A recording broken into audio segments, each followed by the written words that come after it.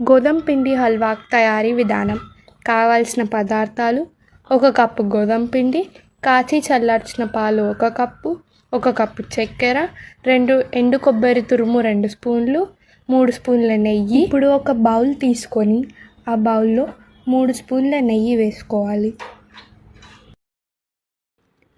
ఇప్పుడు stove on చేసి బాదం, కిస్మిస్, జీడిపప్పులు అన్నీ వేసి సిమ్లో పెట్టి మంచిగా వేగించాలి.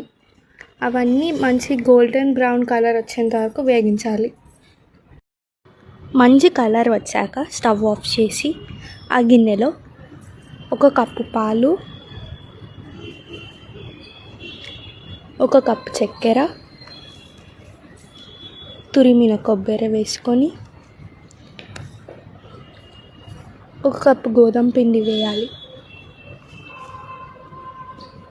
వేసి బాగా ఉండలు లేకుండా కలుపుకోవాలి. మీ దగ్గర స్పూన్ ఉంటే స్పూన్తో కూడా కలుపుకోవచ్చు. ఇలా మంచిగా ఉండలు లేకుండా కలుపుకోవాలి. ఇప్పుడు ఒక గిన్నెలో ఆవిరి కోసం నీళ్లు పట్టుకోవాలి. ఒక ప్లేట్లో 3 స్పూన్ల నెయ్యి వేసి మంచిగా ప్లేట్కంతా అప్లై చేసుకోవాలి.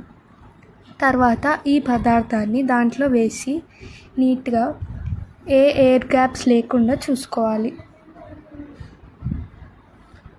ఆవిరి కోసం పట్టిన గిన్నె మీద ఈ ప్లేట్ పెట్టి దీనిని ఇంకొక ప్లేట్ ద్వారా మూయాలి.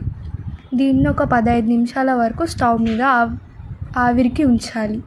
15 నిమిషాల తర్వాత మన గోధుమ పిండి హల్వా రెడీ. ఇంత మంచి గోధుమ పిండి హల్వా మీకు నచ్చినట్లయితే please like, share and subscribe to our channel.